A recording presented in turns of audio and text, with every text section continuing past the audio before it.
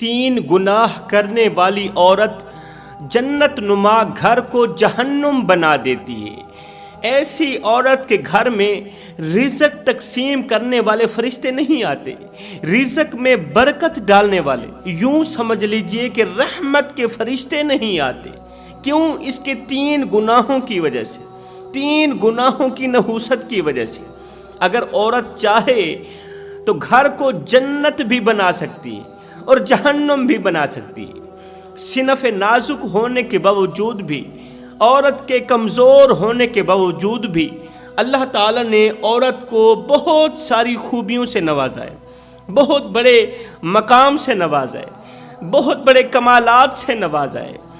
ان تمام چیزوں کے باوجود بھی، اتنی بڑی خوبیاں ہونے کے باوجود بھی، عورت اپنی بد اخلاقی کے ذریعے، غیر اخلاق رویے کے ذریعے جنت نما گھر کو دوزخ بنا دیتی۔ حضرت حکیم لقمان کے پاس ایک شخص آیا، کہنے لگا حضرت مجھے بتایا جائے وہ کون سی عورتیں ہیں جو رشتوں کو دیمک کی طرح اندر سے کھوکھلا کر دیتی ہیں، دیمک کی طرح اندر سے ختم کر دیتی ہیں۔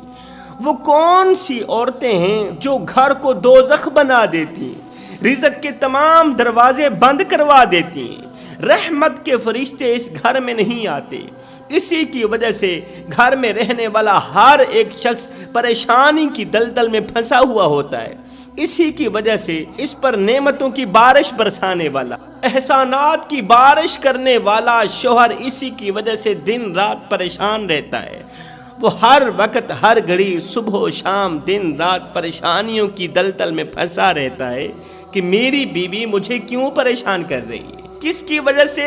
3 گناہوں کی وجہ سے۔ یہ گھر خوشیوں سے محروم ہو جاتا ہے، لوگوں کے رہنے کے باوجود بھی یہ گھر قبرستان کی مانند ہو جاتا ہے، قبرستان کی طرح ویران ہو جاتا ہے۔ پوچھا گیا حضرت وہ کون سے 3 گناہ ہیں جن کی وجہ سے گھر کا سکون بے سکونی میں بدل جاتا ہے، سکون، چین و قرار مٹی میں دفن ہو جاتا ہے؟ یہ سن کر حضرت حکیم لقمان نے فرمایا اے بندہ خدا، عورت کی پہلی غلطی، صنف نازک کی پہلی غلطی، پہلا گناہ یہ ہے کہ بیوی کا شوہر کے سامنے ہر وقت، ہر گھڑی، صبح و شام، دن رات، صبح دوپہر اپنے شوہر کے سامنے منہ بگاڑتے رہنا، منہ بگاڑنا، اونچی اونچی آواز میں بک بک کرنا، اونچی اونچی آواز میں شوہر کو جواب دینا، چھوٹی چھوٹی باتوں کو لڑائی تک لے کے جانا، چھوٹی باتوں کو بڑا کر کے ان معمولی سی باتوں پر سیریس ہو جانا، ہر وقت بیوی کا شوہر کے سامنے منہ بگاڑتے رہنا، یہ عورت کی ایسی حرکت ہے جو عورت کو شوہر کے دل سے نکال کے رکھ دیتی ہے۔ پوچھا گیا حضرت عورت کی زندگی میں سب سے بڑا برا وقت کون سا ہوتا ہے؟ ایک عورت کی زندگی میں جو سب سے بڑا برا وقت ہوتا ہے، کون سا وقت ہوتا ہے؟ تو آپ نے فرمایا جب عورت کسی بھی وجہ سے، کسی بھی گھٹیا حرکت کی وجہ سے، کسی بھی غلطی کی وجہ سے، کسی بھی گناہ کی وجہ سے شوہر کے دل سے نکل رہی ہو، یہ وہ وقت ہوتا ہے جو عورت کے لیے بہت ہی برا وقت ہوتا ہے۔ جب ایک بیوی شوہر کے سامنے اپنا منہ بگاڑتی ہے نا، تو اللہ تعالیٰ کی طرف سے بھی عورت کو ایک سزا میں مبتلا کیا جاتا ہے۔ ایسی بیوی کو اللہ تعالیٰ کی طرف سے بھی ایک سزا میں مبتلا کیا جاتا ہے۔ وہ کون سی سزا ہے کہ اللہ تعالیٰ اسے شوہر کی فکر سے نکال دیتا ہے۔ اسے سزا یہ ملتی ہے کہ یہ شوہر کی فکر سے نکل جاتی ہے، شوہر کے دل سے نکل جاتی ہے۔ جب ایک عورت شوہر کی نافرمانی کرتی ہے، شوہر کی ناشکری کرتی ہے، باتوں باتوں پر شوہر کا دل دکھاتی ہے، باتوں باتوں پر شوہر کے زخموں پر نمک چھڑکتی ہے، تو اللہ تعالیٰ ایک سزا بیوی کو ضرور دیتا ہے۔ وہ سزا یہ ہے کہ اللہ تعالیٰ عورت کو شوہر کے دل سے نکال کر، شوہر کی فکر سے نکال کر اسے اس کے نفس کے حوالے کر کے رکھ دیتا ہے۔ یاد رکھنا، جب تک ایک بیوی شوہر کے دل میں رہتی ہے تو اللہ کی پناہ میں رہتی ہے۔ جب تک ایک بیوی شوہر کی فکر میں رہتی ہے، اللہ کی پناہ میں رہتی ہے۔ جیسے ہی یہ اپنی گھٹیا حرکتوں کی وجہ سے، کرتوتوں کی وجہ سے، نافرمانیوں کی وجہ سے، ناشکری کی وجہ سے، جیسے ہی یہ عورت شوہر کے دل سے نکلتی ہے، شوہر کی فکر سے نکلتی ہے، تو اللہ تعالیٰ اسے سزا یہ دیتا ہے کہ اللہ تعالیٰ ایسی عورت کو اس کے نفس کے حوالے کر کے رکھ دیتا ہے۔ پھر اس کا نفس جو چاہتا ہے یہ وہی کرتی ہے، اور یہ جو نفس ہے اس کا شیطان کے ساتھ گہرا تعلق ہے، گہری رشتہ داری ہے۔ یہ حضرت انسان کو کسی بھی حال میں خوش نہیں دیکھنا چاہتا، یہ حضرت انسان کو ہر حال میں ذلیل و خوار کرنا چاہتا ہے۔ خدارا اس نفس سے بچنا، اس نفس سے امارہ سے بچنا، اپنے اندر کی میں سے بچنا، تکبر سے بچنا۔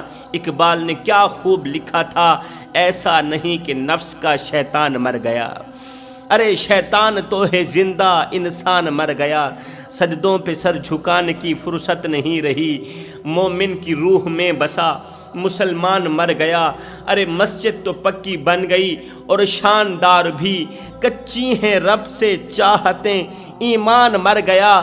حیرت ہے تیری قسمت پہ اے اقبال، پیدا ہوا تھا خوشنما ویران مر گیا۔ ایک عورت پیر صاحب کے پاس گئی، کہنے لگی پیر صاحب میرا جو شوہر ہے نا میرے ساتھ جھگڑا کرتا ہے، ہر وقت میرے ساتھ لڑائی کرتا رہتا ہے، بہت ہی زیادہ غصہ کرتا ہے، کوئی ایسا تعویذ دو کہ میرے شوہر کا منہ بند ہو جائے، یہ جھگڑا ختم ہو جائے، یہ روزانہ کی ٹینشن، روزانہ کی پریشانی ختم ہو جائے، میرا شوہر میرا غلام بن جائے، میرا شوہر میرا نوکر بن جائے۔ میں چاہتی ہوں کہ وہ میرا مرید بن جائے اور میں اس کی مرشدہ بن جاؤں۔ یہ سن کر پیر صاحب مسکرانے لگے، کہنے لگے اچھا پھر اس طرح کرو، یہ بوتل ہے اس کے اندر پانی ڈال کے آؤ۔ پیر صاحب نے مریدنی کو بوتل دی اور مریدنی گئی بوتل کے اندر پانی ڈال کر پیر صاحب کی خدمت میں حاضر ہوئی۔ پانی دیتے ہوئے کہا پیر صاحب کوئی اچھے والا دم کرنا کہ میرا شوہر میرا غلام بن جائے، اس کا غصہ ختم ہو جائے، وہ جھگڑا مت کرے، باتوں باتوں پر مجھے دھمکیاں لگاتا ہے، جب وہ غصہ کرتا ہے تو باتوں باتوں پر اس طرح کے جملے بولتا ہے کہ بکواس بند کر، اگر زیادہ بات کی تو طلاق کی پرچی ہاتھ میں پکڑا کر گھر سے باہر نکال دوں گا۔ کافی لوگ اس طرح کے ہوتے ہیں نا، جب بھی تھوڑا سا غصہ آتا ہے تو فوراً اپنی بیوی کو کہتے ہیں بکواس بند کرو، اگر زیادہ بک بک کی تو طلاق کی پرچی ہاتھ میں پکڑا کر گھر سے باہر نکال دوں گا۔ اور کافی لوگ ہوتے ہیں جو کہتے ہیں بیوی تو پیروں کی جتی کی طرح ہے، جب چاہے جس وقت جی چاہے دل چاہے جتی کو بدل لو۔ کتنے لوگ ہیں جو بیویوں کو جتی کی مانند سمجھتے ہیں، جتی کی طرح سمجھتے ہیں۔ یاد رہے بیوی کو جتی کی مانند سمجھنے والے لوگ خود پاؤں کی طرح ہوتے ہیں۔ بیوی کو جتی سمجھنے والے لوگ خود پاؤں کی طرح، پیروں کی طرح ہوتے ہیں، اور بیوی کو شہزادی سمجھنے والے لوگ، بیوی کو ملکہ سمجھنے والے لوگ بادشاہوں کی مانند ہوتے ہیں، بادشاہوں کی طرح ہوتے ہیں۔ اب آپ لوگوں کی مرضی، آپ پیروں کی طرح بنے یا بادشاہوں کی طرح بنے۔ پیر صاحب نے کیا کیا، پانی کے اندر دم کیا، دم کرنے کے بعد وہ پانی والی بوتل مریدنی کے ہاتھوں پکڑانے کے بعد پیر صاحب نے کہا کہ میری ایک بات کا خاص خیال رکھنا کہ جب بھی تیرے شوہر کو غصہ آئے، جب بھی تیرا شوہر تجھ سے لڑے جھگڑے، جب دیکھنا کہ میرے شوہر کو غصہ چڑھ آیا ہے، جب دیکھنا میرا شوہر مجھ سے لڑنے لگا ہے، تو فوراً ہی اس بوتل سے ایک گھونٹ پانی کا نکالنا، اپنے منہ میں ڈال دینا، ایک گھونٹ پانی کا منہ میں ڈال دینا۔ خبردار پانی کو پینا بھی نہیں ہے، پانی کو حلق کے نیچے نہیں جانے دینا اور باہر بھی نہیں نکالنا، منہ کے اندر ہی رہنے دینا، تب تک جب تک تیرے شوہر کا غصہ ختم نہیں ہو جاتا، تب تک جب تک تیرا شوہر چپ نہیں ہو جاتا۔ اب اس عورت نے ایسے ہی کیا، پانی کی بوتل لے کر گھر چلی گئی۔ شام کو شوہر کو غصہ تو آنا ہی تھا نا، شوہر نے لڑائی تو کرنی تھی معمول کے مطابق، شوہر نے غصہ کیا تو بیوی نے کیا کیا، فوراً ہی بوتل کے اندر سے ایک گھونٹ پانی کا نکالا، منہ میں لے کے منہ بند کر کے بیٹھ گئی۔ اب منہ بھی بند ہو گیا، لب بھی بند ہو گئے، زبان کو بھی سی لیا، بند منہ کے ساتھ ایک طرف بیٹھ گئی۔ اب شوہر بولتا چلا جا رہا ہے، عورت خاموش ہو کے بیٹھی ہے۔ شوہر غصہ کرتا چلا جا رہا ہے اور بیوی خاموش ہو کے بیٹھی ہے۔ تھوڑی دیر غصہ کرنے کے بعد، لڑائی کے تھوڑی دیر بعد، جھگڑے کے تھوڑی دیر بعد، وہی شوہر تھا جو بیوی کو منانے والا تھا، جو بیوی سے رسائی کرنے والا تھا کہ میں غصہ کرتا رہا، تو خاموش ہو کے بیٹھی رہی، میری باتیں سہتی رہی، میرا غصہ سہتی رہی، میری گالیاں سہتی رہی، خدا را مجھے معاف کر دینا۔ اس نے 2-4 مرتبہ تو غصہ کیا اور 2-4 مرتبہ بیوی بھی خاموش ہو کے بیٹھی رہی، پانی منہ میں ڈال کے بیٹھی رہی۔ 2-4 مرتبہ غصہ کرنے کے بعد ایک دن شوہر تنہائی میں بیٹھا تھا اور خود سے باتیں کر رہا تھا کہ میں کتنا بڑا ظالم ہوں، اور میری جو بیوی ہے میری نوکری بھی کرتی ہے، خدمت بھی کرتی ہے، خدمت نوکری کرنے کے باوجود بھی جب مجھے غصہ آتا ہے وہ بیچاری مظلوم بن کر بیٹھی رہتی ہے اور میں ظالم بن جاتا ہوں۔ مجھے خود پر شرم آنی چاہیے، مجھے حیا آنی چاہیے۔ آہستہ آہستہ شوہر کا غصہ جڑ سے ہی ختم ہو گیا۔ وہ وجہ کیا تھی؟ وجہ بیوی کا خاموش رہنا تھا۔ منہ میں پانی رکھنے کی وجہ سے بیوی بول تو نہیں سکتی تھی نا، منہ کو تالا لگ گیا، منہ کو تالا لگ گیا۔ چند ہی دنوں کے اندر اندر شوہر کا غصہ بھی ختم ہو گیا، شوہر کی لڑائی بھی ختم ہو گئی۔ اگر 2 فریقوں کے درمیان لڑائی جھگڑا ہو جائے، بگاڑ پیدا ہو جائے، تو ایک فریق کو چاہیے کہ وہ خاموش ہو جائے۔ رسول کریم صلی اللہ علیہ وآلہ وسلم نے ایک دن عورتوں سے مخاطب ہو کر فرمایا، عورتوں، میں نے جہنم میں سب سے زیادہ عورتوں کو دیکھا۔ رسول کریم صلی اللہ علیہ وسلم نے ایک دن عورتوں سے مخاطب ہو کر فرمایا، عورتوں، میں نے دوزخ میں سب سے زیادہ عورتوں کو دیکھا ہے۔ دوزخ میں، جہنم میں عورتوں کی تعداد مردوں سے بہت زیادہ تھی۔ جب وجہ پوچھی گئی تو رسول کریم نے فرمایا، وجہ یہ تھی کہ وہ اپنے شوہروں کی ناشکری کیا کرتی تھی، شوہروں کے احسانات کی فراموشی کیا کرتی تھی۔